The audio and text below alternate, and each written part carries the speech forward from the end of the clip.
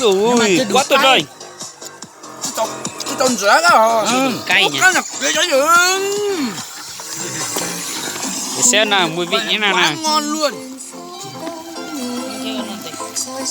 Quá ngon luôn mày ơi.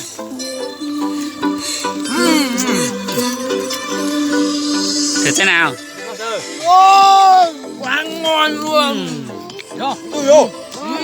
Ôi bây giờ mình tin nó hả? Ngon quá. Cho con giật sẽ bị to lại. Anh trai rồi. Nhìn bày cho con. À con rượu. Rồi làm rượu luôn này. Làm rượu luôn đi. Thịt này làm luôn thôi. Cho vào đây.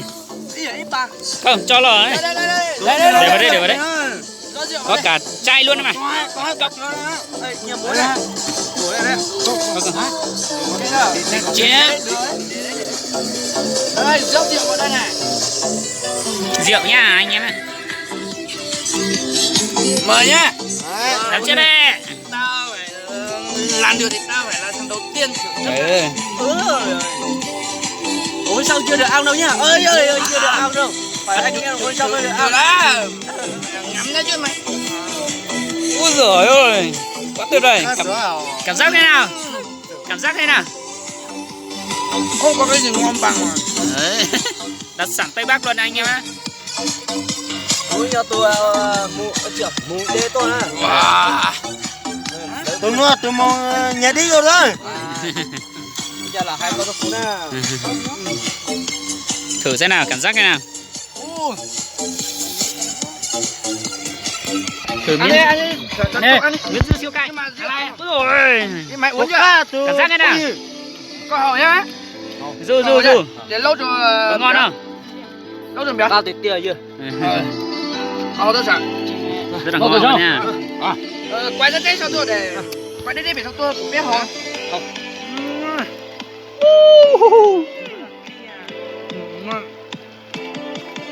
Tuyệt vời luôn. Bờ suối. Cái gì đấy là cái này không cái máy.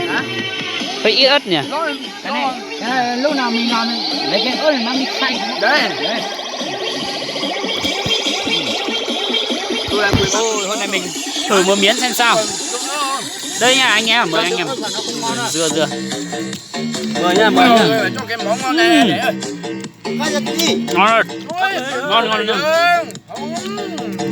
Ngon. Tuyệt vời luôn. Keo chở đó. Đây mùa hè trời nắng nóng này nè. Có một ít dưa này. Ở bờ suối này. Ủa nhiều ấy. Nhớ ra.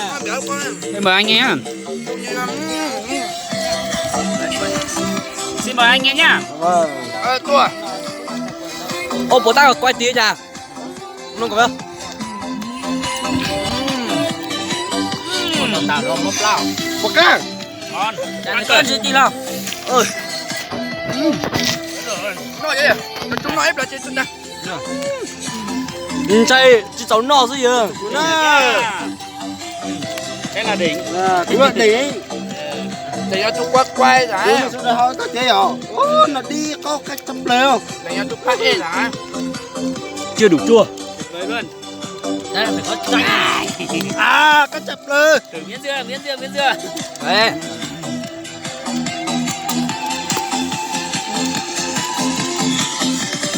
Xong. Làm sao rồi? Đợi nó mà cho phát ít chút sang rồi.